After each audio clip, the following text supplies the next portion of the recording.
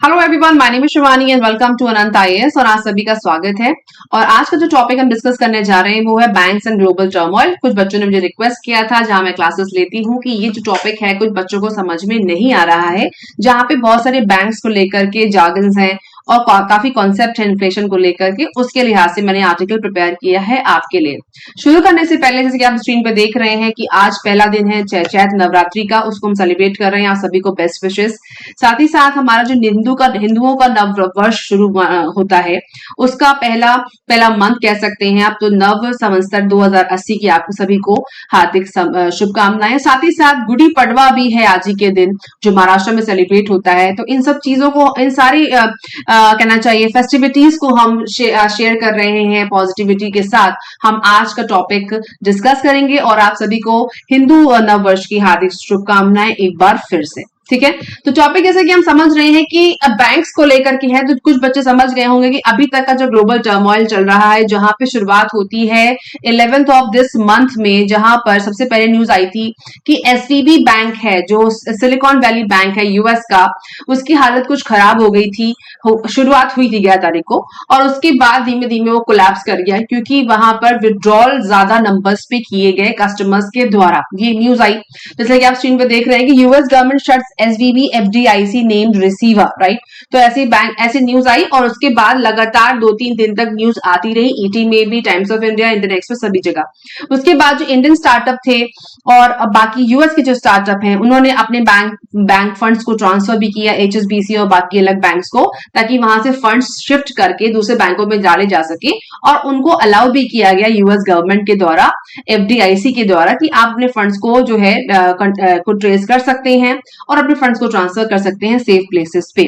ठीक है, तो मुद्दा ये था कि एसवीबी बैंक कोलैप्स हुआ, तो उसको देखेंगे, थोड़ा सा एक्सप्लोर करेंगे कोलैप्स का रीजन क्या था, पर ये न्यूज थी, राइट। उसके बाद न्यूज आनी चालू होती है कि एसवीबी फॉल आउट हो चुका है, और जो हमारे स्टार्टअप्स हैं, ये चाहे वो यूएस के स्टार्टअप हो और यूके के, जो इंडिया के स्टार्टअप हो, उनको काफी हिट हुआ है, क्योंकि बहुत सारे जो डिपॉजिट्स थे आईटी स्टार्टअप्स के, वो इस बैंक में हुआ करते थे। तो उसके साथ ही साथ वहां की बैंक के साथ साथ गवर्नमेंट ने भी काफी सपोर्ट किया, यूएस गवर्नमेंट ने भी काफी सपोर्ट किया।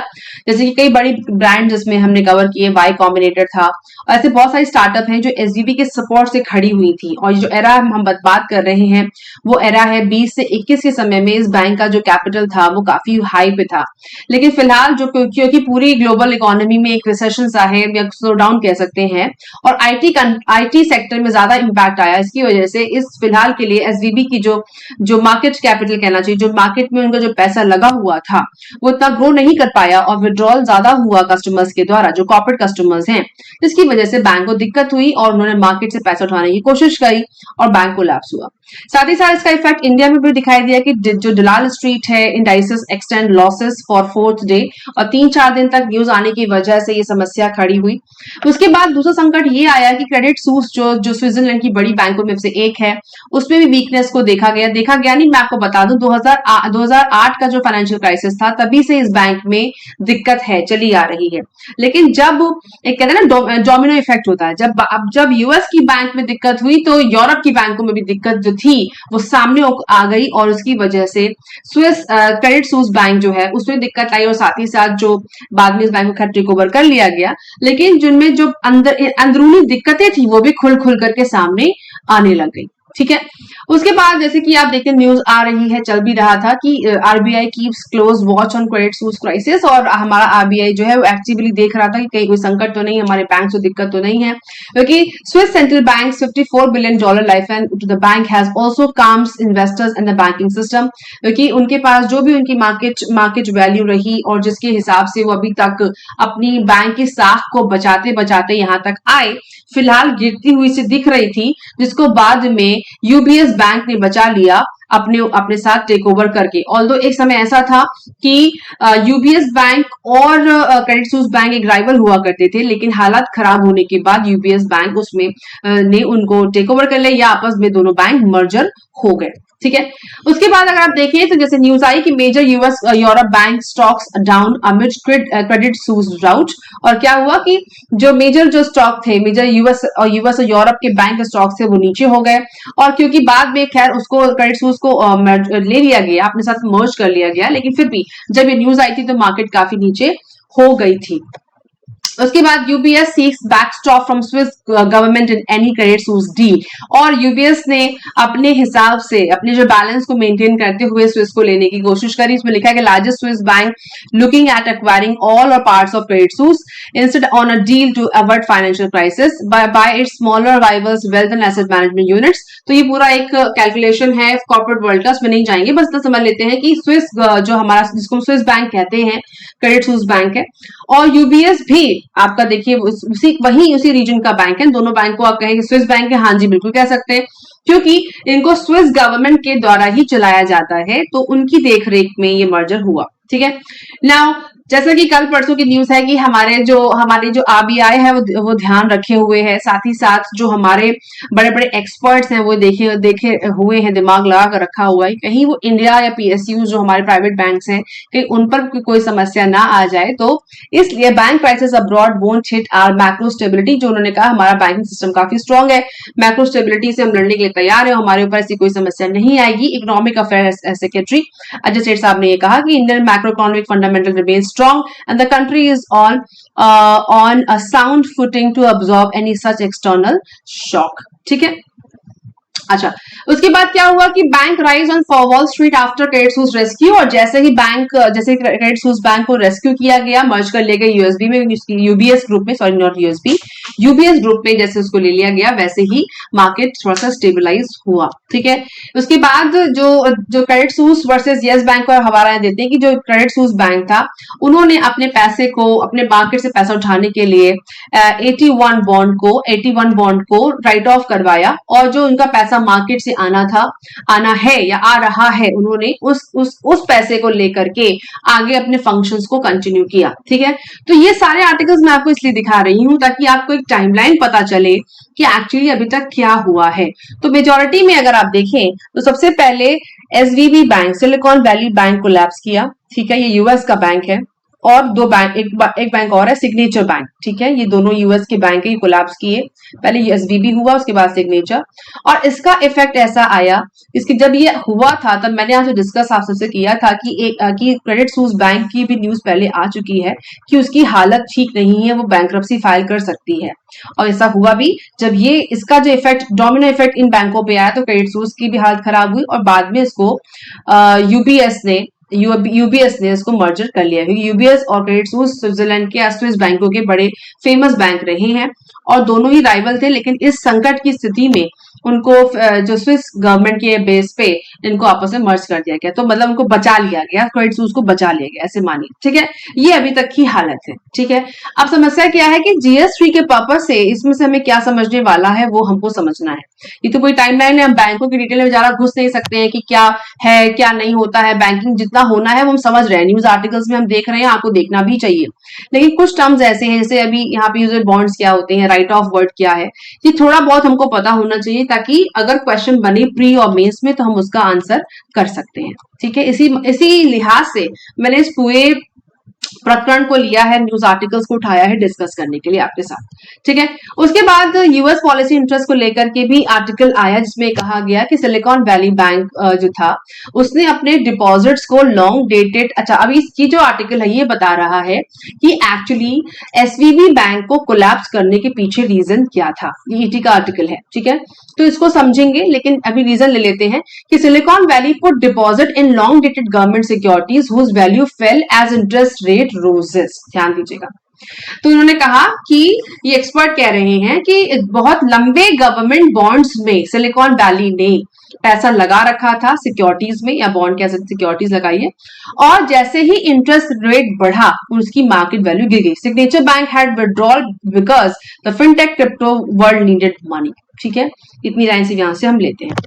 अच्छा, तो अब कुछ की टर्म्स हैं जिनको हमें समझना है इस पूरे ही डिस्कशन को ध्यान में रखने के बाद, वो ये है कि बॉन्ड्स क्या होते हैं, लोन क्या है, इन्फ्लेशन और मॉनेटरी टाइटनिंग। ठीक है, अब मैं थोड़ा आपको बैकग्राउंड देती हूँ यहाँ पर, बहुत दिमाग से समझिएगा कि एसवीबी जो बैंक है उसको कोलैप्स करने का सबसे बड़ा कारण ये दिया जा रहा है कि यूएस फेड ने अपने इंटरेस्ट को बराबर बढ़ाने की वजह से, इंटरेस्ट रेट्स को बढ़ाने की वजह से एसवीबी कोलैप्स किया। ठीक है, ये सबसे बड़ा पहला कारण दिया जा रहा है। दूसरा कारण जो इनहेरेंट रीजन है वो ये है कि एसवीबी सिलिकॉन वैली बैंक एक ऐसा बैंक रहा है सालों से जो अलग अलग वेंचर्स में इन्वेस्ट करता रहा है। ध्यान दीजिएगा कि जब भी कि एक्चुअली बैंक क्या होता है, बैंक एक ऐसी जगह है जहां पे कस्टमर्स के पैसे लगे होते हैं।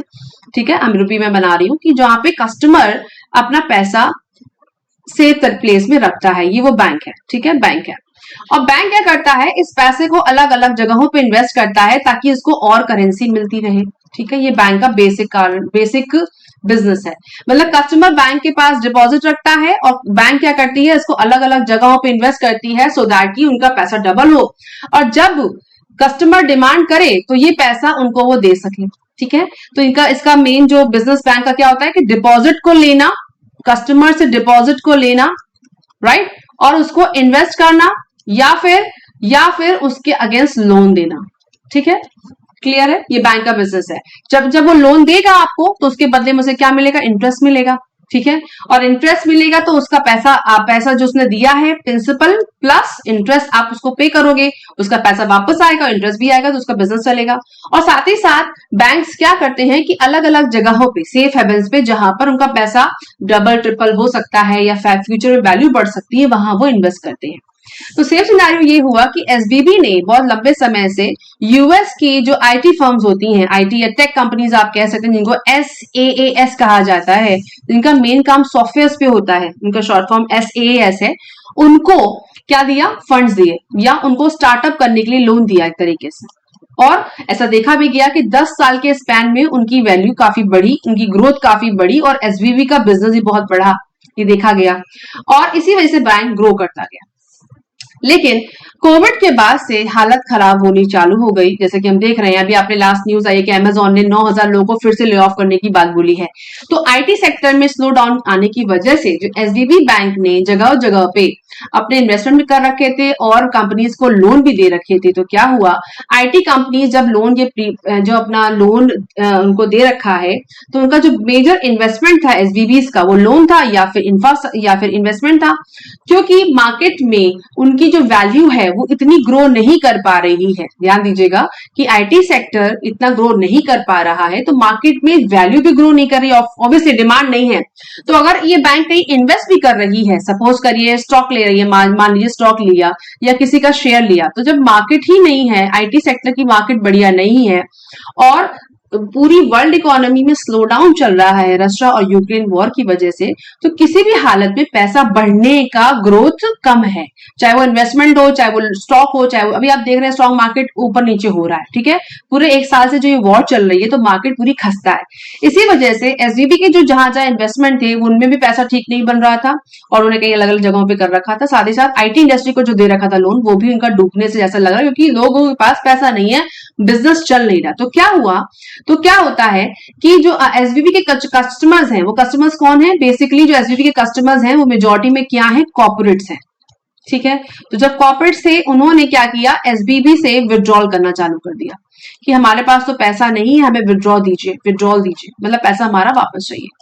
तो क्योंकि एसवीबी का पैसा कई जगहों पे लगा हुआ है और वहां उनको उसकी वैल्यू इतनी नहीं मिल रही है, जिसको हम कहते हैं बॉन्ड, ये शब्द यहाँ पे आया है। ठीक है, उन्होंने बहुत जगहों पे बॉन्ड इशू कर रखे थे बैंक ने। बॉन्ड एक तरीके का क्या होता है, लोन होता है, जिसमें कोई भी संस्था या कोई भी बैंक बॉन्ड को इशू करता है, एक तरीके का लोन। मतलब देखा जाए तो ये लोन कस्टमर बैंक को, कंपनी को देती है कि आप मुझसे पैसा लीजिए, उसके बदले में, लोन के बदले में, जिसको हम बॉन्ड कहते हैं, ये इंटरेस्ट कस्टमर को देती है संस्था या बैंक जो भी। तो जो इसमें फर्क अभी देखेंगे, बॉन्ड और लोन में फर्क क्या होता है। तो लोन क्या है, कस्टमर बैंक से लेता है, लेकिन बॉन्ड क्या है, एक तरीके का इंस्ट्रूमेंट है, बॉन्ड। और वो बॉन्ड क्या करता है, आप कस्टमर से एक तरीके का इंस्ट्रूमेंट के बहाने पैसा लेते हो, जिसको हम बॉन्ड कहते हैं, और कंपनी या संस्था उसको क्या करती है, कस्टमर को उसके बदले इंटरेस्ट देती है और एक समय के बाद आपको प्रिंसिपल अमाउंट भी वापस मिल जाएगा। ठीक है, ये बॉन्ड की खास बात है। तो एसवीबी ने जितने बॉन्ड्स इशू किए थे वो पैसा, और साथ ही साथ जो इन्वेस्टमेंट उनका था वो डूब रहा था, तो उन्होंने क्या किया, जो बॉन्ड्स थे इनको लॉस में बेचना चालू कर दिया, क्योंकि उनके पास विड्रॉल के नंबर ज्यादा आ गए। यूएसआईटी ठीक तरीके से नहीं चल रहा, सिर्फ यूएसआईटी नहीं, इंडियन आईटी फर्म्स का भी पैसा एसबीबी में लगा रहा है सालों से। तो क्या हुआ, जब मार्केट ठीक तरीके से नहीं चल रहा था तो उनके पास विड्रॉल के नंबर्स आए, लेकिन बीच में न्यूज आई कि एसबीबी बैंक अपने बॉन्ड्स को लॉस पे बेच रही है।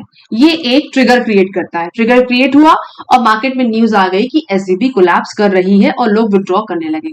ठीक है, ये एसबीबी की सिचुएशन है। उसके बाद क्या हुआ कि जैसे कि बैंकों के पास इंश्योरेंस होता है कि अगर कोई बैंक कोलैप्स करती है तो उसका कुछ पैसा जो है इंश्योर्ड होता है, वो कस्टमर्स को वापस मिल जाता है। ठीक है, लेकिन ऐसी न्यूज आई थी कि कम से कम 90 to 95% कस्टमर्स का पैसा इंश्योर्ड नहीं था, लेकिन यूएस गवर्नमेंट ने ऐसा कहा कि आप चिंता ना करिए, हम आपको पैसा आप तक पहुंचाएंगे। तो ये एसबीबी की कहानी थी, जो बच्चे कंफ्यूज हो रहे थे। तो मेजोरिटी में ऐसा मानिए, जो एसबीबी ने बिजनेस में पैसा यहाँ लगाया था उसकी मार्केट ग्रो नहीं करी, यूएस मार्केट नीचे गिर गया और ज्यादा विड्रॉल होने की वजह से उनके पास पैसा नहीं था। तो जब उन्होंने उनके पास जो सिक्योरिटीज थी, जो बॉन्ड थे या कह लीजिए, जब मार्केट में बेचने चालू किए लॉस में, तो एक ट्रिगर क्रिएट हुआ कि कंपनी इतने बिलियन डॉलर के बॉन्ड्स, इतने बिलियन डॉलर के लॉस पे क्यों बेच रही है, इसका मतलब बैंक के पास पैसा नहीं है। और यहां से कहानी शुरू होती है एसबीबी के कोलैप्स करने की। और उसके बाद दूसरा बैंक जो था वो था सिग्नेचर बैंक, जो बाद में कोलैप्स किया। ये यूएस की कहानी है, क्योंकि इसी तरह की कहानियां 2008 में भी हुई थी जब लीमन ब्रदर्स कोलैप्स किया, लेकिन दोनों की सूरत हाल अलग अलग है, वहां रिलेट नहीं करेंगे। 2008 में भी ऐसी घटना घटी थी जहां पे बैंकों ने बहुत ही सस्ता लोन लोगों को दिया, उन लोगों को लोन दिया था जो लोग पे नहीं कर सकते थे, जिसको कहते हैं सब प्राइम लेंडिंग। सब प्राइम लेंडिंग एक वर्ड है, मैं इसको बता चुकी हूं पहले भी। एक होती है प्राइम लेंडिंग, मतलब वो लोग जो लोग पैसा आपको समय में पे कर सके इंटरेस्ट के साथ, और सब प्राइम का मतलब वो होता है जिनकी माली हालत ठीक नहीं है, लेकिन आप बिजनेस के लिए लोगों को लोन दे रहे हैं और वो आपको जब पे नहीं कर पाते हैं तो वो बनता है सब प्राइम लेंडिंग। तो इससे जूझने की वजह से 2008 में क्राइसिस आया था और यूएस में आया और बाकी काफी देशों में फैला। लेकिन जो ये एसबीबी वाला जो कोलैप्स है, ये फ्रॉड नहीं है, एक्चुअली गलत मैनेजमेंट का नतीजा है। बैंक ने सही डिसीजन नहीं लिए, सही जगह इन्वेस्टमेंट नहीं किया और उसका भुगतान बैंक को भुगतना पड़ा। ये कोई फ्रॉड नहीं है, ये बिल्कुल जेन्युइन केस है, लेकिन मिस मैनेजमेंट का बहुत ही बड़ा एग्जाम्पल है। ठीक है, अब आते हैं सेकेंड सिचुएशन पे। सेकेंड आता है क्रेडिट सूस का। ठीक है, जो भी हम समझ रहे थे, दूसरा केस है क्रेडिट सूस का। अच्छा, जो ये बैंक है, ये कहाँ की बैंक है, ये यूरोप की बैंक है। ठीक है, ईयू। और साथ ही साथ अगर स्विस बैंक का जो नाम बार बार, मतलब स्विट्जरलैंड की बैंक है ऐसा मानिए। ठीक है, दो बैंकें हैं, स्विस क्रेडिट सूस और दूसरा है हमारा यूबीएस, जिसको उसने मर्जर किया। क्रेडिट सूस की भी हालत 2008 के क्राइसिस आने के बाद से काफी खराब थी और ये अपने मार्केट की गुडविल और साख को बचाने के लिए एक तरीके का करेंसी स्वैप करते हैं, वो भी इसमें नहीं जाएंगे। एक तरीके का करेंसी स्वैप करते हैं, सीडीएस बोलते हैं। मतलब ऐसे मानिए, अपनी बैंक की साख को बचाने के लिए अपने रिस्क को ये मिटिगेट करते हैं कई सारे इंस्ट्रूमेंट्स को खरीद के और उसको स्वैप करके। ठीक है, उसमें नहीं जाएंगे, टेक्निकलिटी ज्यादा घुसने की जरूरत नहीं है। बस ऐसा मानिए क्रेडिट सूस का संकट भी यही था कि उनकी गुडविल खराब हो चुकी है मार्केट की और लोग उसमें उनके बैंक के शेयर में और उनके बॉन्ड्स में इन्वेस्ट करने के लिए तैयार नहीं है। मार्केट खराब हो चुकी काफी समय से। ठीक है, और इनका भी मेन कारण क्या है बैंक का ये हालत खराब होने का, दैट इज मिसमैनेजमेंट, कि सही समय पे इन्वेस्टमेंट के सही डिसीजन नहीं लिए, जो पैसा बैंक के पास आता था उसको सही जगह नहीं लगाया गया और लोगों को पैसे, इसी वजह से उनके ऊपर गुडविल उनकी क्रैश कर रही है और मार्केट इन्वेस्टमेंट क्रैश कर रहा है, जिसकी वजह से ये बैंक भी कोलैप्स हो रही थी। लेकिन यूबीएस जो बैंक है, स्विस बैंक है दूसरा, और वहां की गवर्नमेंट ने डिसीजन लिया और उस बैंक को सेव कर लिया, उनको मर्जर करा के यूबीएस के अंदर। ठीक है, कुछ टेक्निकलिटी और है इसके अंदर जो भी हम पढ़ेंगे आने वाले टाइम में। तो ये थी दो बैंकों की कहानी। ठीक है, अभी तक हमने समझ लिया दो कहानियां, कि जो बैंक थी एसबीबी मोटामाटी और दूसरी थी क्रेडिट सूस। दोनों की माली हालत खराब हुई और मेन कारण था मिसमैनेजमेंट। ठीक है, अच्छा, इसमें एक और एंगल आता है अगर हम एसबीबी की बात करें, जो एंगल पूरे विश्व की जो बड़ी बड़ी इकोनॉमीज है सबके लिए अप्लाई होता है, चाहे वो यूरोपियन यूनियन हो, चाहे वो यूके हो और चाहे वो इंडिया क्यों ना हो। ठीक है, सबके लिए अप्लाई क्या होता है कि इंटरेस्ट रेट, ये रीजन दिया जाता है कि यूएस फेड ने लगातार अपने इंटरेस्ट रेट्स को बढ़ाने की वजह से एसबीबी बैंक उसको झेल नहीं पाया और कोलैप्स कर गया। होता क्या है कि आपको मैं थोड़ा सा क्लियरली यहां समझा दूं कि कोई भी बैंक, चाहे वो एसबीबी हो या कोई कंपनी हो, याद रखिएगा, अपने पैसे से ज्यादा पैसा बनाने के लिए बॉन्ड्स इशू करते हैं। ठीक है, ठीक है, बॉन्ड्स इशू करते हैं। ठीक है, और बॉन्ड्स एक ऐसी चीज है, ऐसी इंस्ट्रूमेंट है जो एक तरीके का लोन है। ऑल्दो लोन भी लोन के केस में क्या होता है, ये कोई कस्टमर लेता है, कोई कस्टमर लोन लेता है, उसको पे करता है, इसमें प्रिंसिपल और इंटरेस्ट होता है। लेकिन बॉन्ड्स क्या होते हैं, बॉन्ड कोई कंपनी इशू करती है जिसके ऊपर जो पैसा है वो आपको कौन दे रहा है, कस्टमर दे रहा है, या नॉर्मल जनता आपको पैसा दे रही है, और उसके बदले में एक समय के बाद प्रिंसिपल और इंटरेस्ट आप उसको पे करोगे कस्टमर को। वो ये वाइसी वर्सा है, मतलब लोन में कस्टमर है, आपसे लेता है बैंक से पैसा, और कंपनी और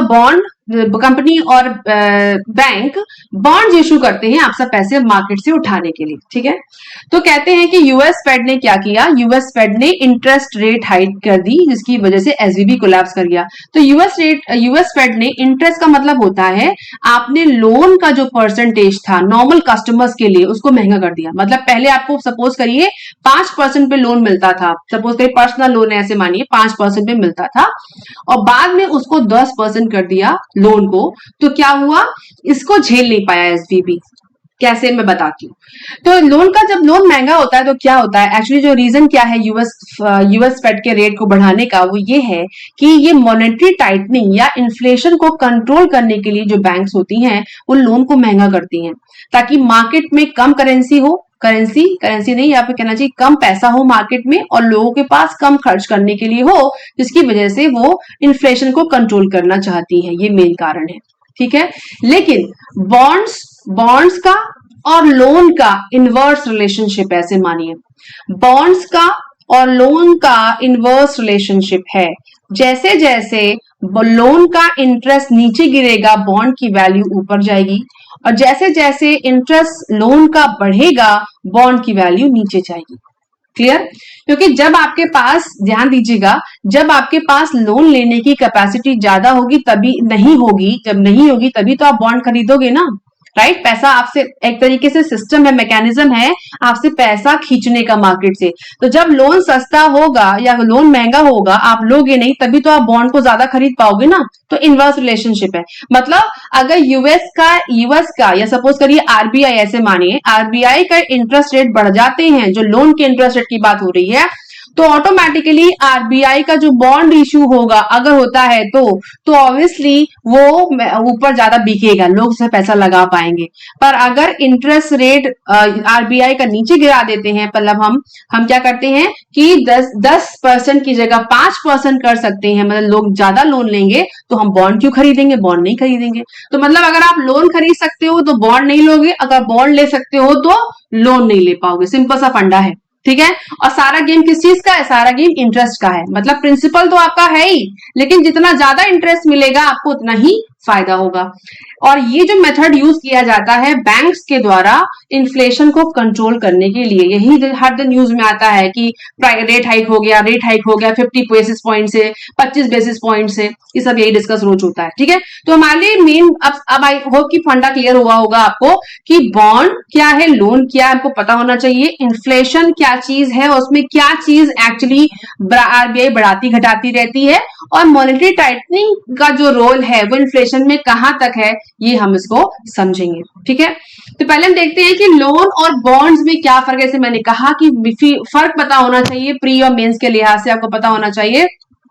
तो मीनिंग क्या है बॉन्ड्स की, कि बॉन्ड एक फिक्स इनकम इंस्ट्रूमेंट है, याद रखिएगा, that generates return through interest payment. तो बॉन्ड कौन इशू करता है, कोई भी बैंक या कोई भी कंपनी इसको इशू कर सकती है, और इसके ऊपर आपको प्रिंसिपल प्लस इंटरेस्ट मिलता है, क्योंकि जनता से पैसा लिया जाता है। ठीक है, कंपनी या बैंक लेती है या कोई भी इंस्टीट्यूशन। नाउ लोन क्या है, loan is a debt instrument, ये भी एक इंस्ट्रूमेंट है that allows you to borrow. ये नॉर्मल कस्टमर के लिए होता है जो ये बैंक से हम लोन लेते हैं। ठीक है, ये एक इंस्टीट्यूशनलाइज लोन है, लेकिन सिर्फ आप बैंकों से ले सकते हो, एनबीएफसी से नहीं ले सकते। So you will have to repay your loan to your lender with interest. मतलब जो पैसा आप अपने बैंक से लेते हो उसको आपको वापस करना होता है, प्रिंसिपल और इंटरेस्ट के साथ, दो अलग अलग चीजें हैं। नाउ इसमें क्या होता है, इंटरेस्ट रेट क्या है बॉन्ड्स में, बॉन्ड्स कैन हैव फिक्स्ड और वेरिएबल इंटरेस्ट रेट। इनका जो इंटरेस्ट रेट है बॉन्ड्स का वो बदलता रहता है, ये फिक्स भी हो सकता है, वेरिएबल भी हो सकता है।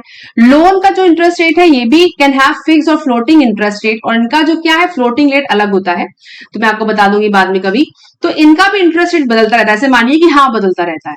The rates also depends on your credit worthiness and the type of loan, secured loan और अनसिक्योर्ड लोन। इसके दो टाइप भी होते हैं कि कितना पैसा आप ले सकते हो बैंक से, वो आपकी क्रेडिट वर्दीनेस के ऊपर डिपेंड करता है।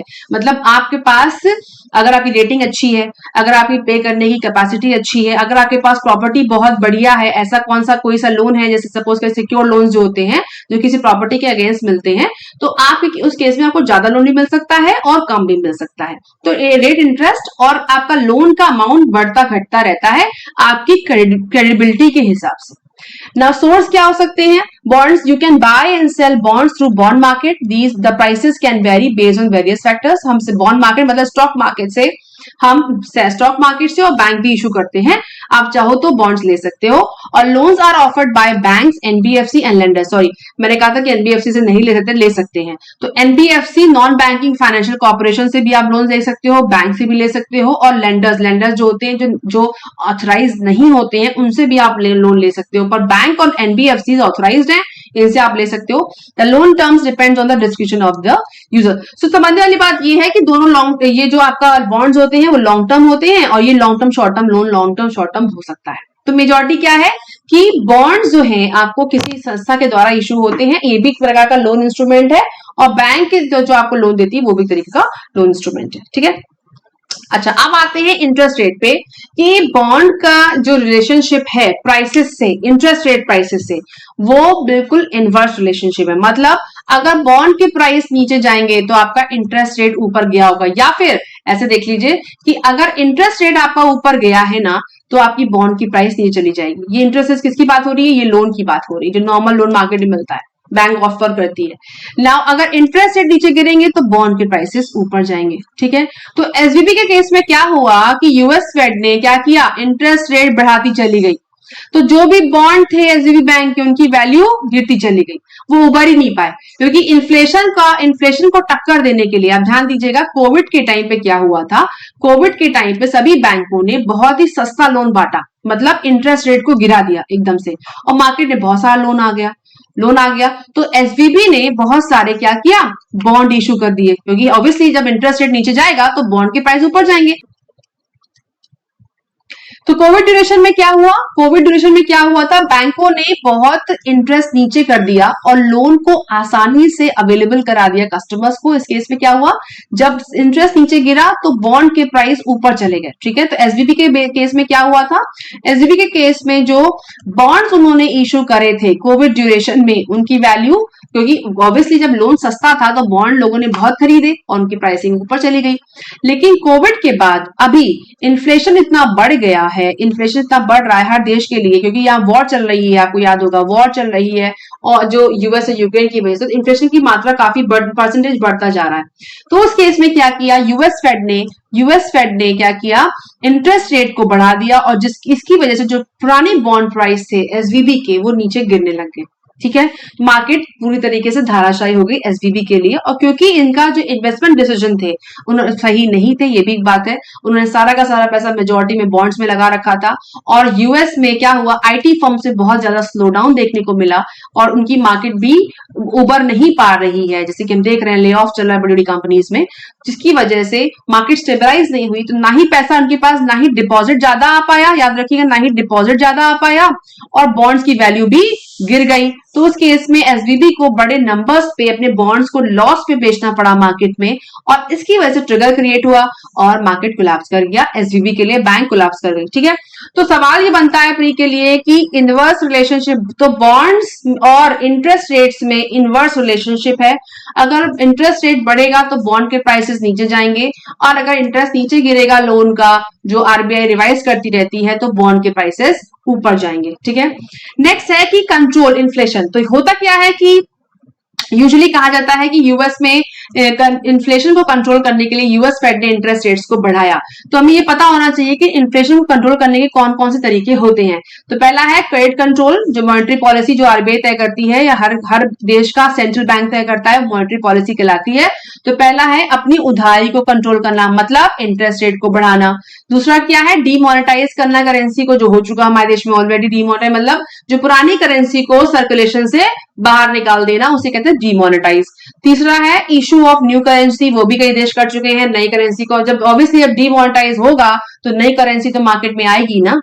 दूसरा क्या है, फिस्कल पॉलिसी, जो वहां की गवर्नमेंट तय करती है हमारे देश में, पार्लियामेंट और जो हमारी सरकार है सेंटर में, पार्लियामेंट तो नहीं कहूंगी, जो गवर्नमेंट ऑफ इंडिया कहना चाहिए, वो तय करती है।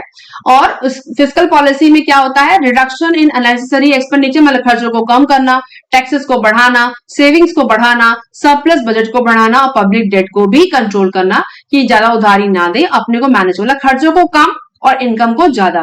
तीसरा मेजर क्या हो सकता है, टू इंक्रीज प्रोडक्शन, मतलब प्रोडक्शन हम बढ़ाएं मार्केट में ताकि डिमांड जनरेट हो, या डिमांड नहीं है तो हम क्या कर सके, सप्लाई कर सके ज्यादा और मार्केट से ज्यादा टैक्स से पैसा हमारे पास आए, जो जिसको हम डिमांड पुल और सप्लाई और डिमांड पुल और कॉस्ट पुल सप्लाई और डिमांड मानते हैं, जिसमें इन्फ्लेशन कवर होता है। वो हम अब देख चुके हैं ऑलरेडी, अगर नहीं है तो आप इकोनॉमिक्स में देखिए ना। दूसरा क्या होता है, रैशनल वेज पॉलिसी और प्राइस कंट्रोल, ठीक है। उसके बाद ओपन मार्केट ऑपरेशंस भी करता है आरबीआई, जिसमें हम वो मार्केट में जो है बॉन्ड्स इशू करता है या फिर सिक्योरिटीज इशू करता है मार्केट से पैसा लेने के लिए। ये आरबीआई के फंक्शंस होते हैं। तो मॉनेटरी पॉलिसी कौन कंट्रोल करता है, आरबीआई या सेंट्रल बैंक देश का। फिस्कल पॉलिसी वहां की गवर्नमेंट करती है और अदर मेजर्स होते हैं इन्फ्लेशन को कंट्रोल करने के लिए।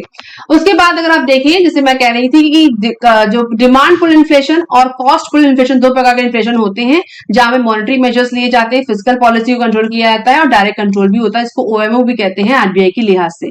ये दोनों चीजें हमको पता होनी, डिस्कस हमने करा है और आपको वैसे भी अपनी तैयारी में प्री और मेंस के लिए तैयार होना चाहिए कि कैसे। तो ये इन्फ्लेशन के तरीके हैं ये सरकारों के और आरबीआई के तरीके हैं मार्केट से इन्फ्लेशन को कम करने के लिए। अब सवाल ये उठता है कि अगर बैंक कोलैप्स करती है इंटरेस्ट रेट को उठाने की वजह से, तो क्या कोई और तरीके भी हो सकते हैं इनको कंट्रोल करने के लिए? क्या सिर्फ यही तरीके रह गए इंटरेस्ट को आगे बढ़ाना?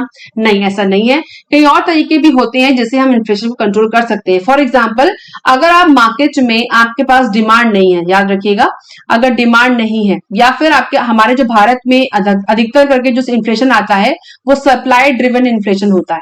हर देश की अलग अलग पॉलिसी स्ट्रेटेजी होती है। हमारे यहाँ जो इन्फ्लेशन अधिकतर करके होता है, एक्सपर्ट कहते हैं, वो सप्लाई पे आधारित होता है। मतलब हमारे यहाँ सप्लाई कम है, ठीक है। सप्लाई कम होने की वजह से इन्फ्लेशन मार्केट में उठता है। तो अगर हम बफर स्टॉक को मार्केट में ले आए, ज्यादा बफर स्टॉक ले जाएं, सपोज करिए कि वीट की सप्लाई कम है मानिए और इसी वजह से इन्फ्लेशन बढ़ रहा है, तो अगर हम बफर को पहुंचा दें मार्केट में वीट का, तो इन्फ्लेशन कम हो जाएगा, राइट। प्राइस नीचे आ जाएगा। इसी तरीके से और भी मेथड्स होते हैं इन्फ्लेशन को कंट्रोल करने के लिए। सिर्फ मॉनेटरी पॉलिसी पे ही टारगेट करना कोई जरूरी नहीं है। यूपीएससी के बच्चों को सारे एस्पेक्ट पता होने चाहिए, इसलिए मैंने आपको ये बात बताई, ठीक है। उसके बाद एक शब्द यूज हुआ है टाइट मनी पॉलिसी। तो जो भी इन्फ्लेशन को कंट्रोल करने के लिए इंटरेस्ट रेट्स को जब बढ़ाया जाता है, वो टाइट मनी पॉलिसी का ही हिस्सा है। लेकिन अगर आप इंटरेस्ट रेट को नीचे ले जाएं तो क्या हो जाएगा, वो डियर मनी पॉलिसी बन जाता है, या जस्ट उसका ऑपोजिट बन जाता है, या लूज मनी या डियर मनी का कॉन्सेप्ट आ जाता है। जहां पे इंटरेस्ट रेट नीचे है, लोग ज्यादा करके लोन ले रहे हैं, उस केस में क्या होगा, आपका इंटरेस्ट नीचे चला जाएगा, मनी सप्लाई भी कम हो जाएगी। तो मतलब अगर आप इंटरेस्ट रेट्स को बढ़ा देते हो तो इन्फ्लेशन भी कम होने की गुंजाइश रहती है और मनी सप्लाई भी कम होने की गुंजाइश रहती है। तो आपका जो tight money policy concept clear होता है, जहां पे मार्केट में पैसा नहीं होगा तो लोग ऑब्वियसली ज्यादा उसको खरीदारी नहीं कर पाएंगे, लोन नहीं ले पाएंगे और उसका पैसा मार्केट में चैनल नहीं हो पाएगा। पर समस्या ये है कि सिर्फ इसके अलावा और भी कोई मेथड्स हो सकते हैं। जी हाँ, बिल्कुल हो सकते हैं। अगर हम और एग्जांपल्स को ले तो एक बात क्लियर होती है कि सिर्फ मॉनेटरी पॉलिसी पे आधारित कंट्रोल ऑफ इन्फ्लेशन पॉसिबल नहीं है, और भी कई चीजें होती हैं। तो जिसको हम एक अलग डिस्कशन में कंटिन्यू करेंगे कि वो कौन कौन सी चीजें हो सकती हैं जिससे हम अपने इन्फ्लेशन को कंट्रोल कर सकते हैं, आरबीआई कर सकती है। तो उसको हम अलग आगे देखेंगे। फिलहाल के लिए ये टॉपिक सिर्फ यहां तक आता है, जहां पे एसवीबी में क्या हुआ, क्रेडिट सूस में क्या हुआ, आपको पता है इन्फ्लेशन की कौन कौन सी पॉलिसीज रही हैं, और इंपॉर्टेंटली कि बॉन्ड क्या है और लोन क्या है। जिस तरह से मैंने कहा कि बॉन्ड क्या है, लोन क्या है, इन्फ्लेशन क्या है, मॉनेटरी टाइटनिंग क्या है, ये हमको पता होना चाहिए। ये मैं डिस्कस किया। ये सारी ही चीजें आप चाहें तो इंडियन एक्सप्रेस के सारे आर्टिकल्स मैं डिस्कस आपके साथ किए हैं। आप इनको जाके इंडियन एक्सप्रेस की वेबसाइट्स पे देख सकते हैं, अपनी तैयारी में एड ऑन कर सकते हैं, आपको काफी हेल्प मिलेगी। तो ये था हमारा आज का discussion about the bank turmoil which is happening right now. और आरबीआई की इन्फ्लेशन को कंट्रोल करने की पॉलिसीज को लेके मैं बहुत जल्दी एक सेपरेट वीडियो बना करके आऊंगी और उसके ऊपर हम डिस्कस करेंगे। तब तक अपना सपोर्ट बना करके रखिए और अच्छे से तैयारी करिए। नवरात्रि एंजॉय करिए, अगर जो लोग व्रत रहते हैं वो व्रत रहें। नए साल शुरुआत करिए पॉजिटिविटी के साथ, तैयारी अच्छे से करिए और मिलेंगे नेक्स्ट वीडियो में।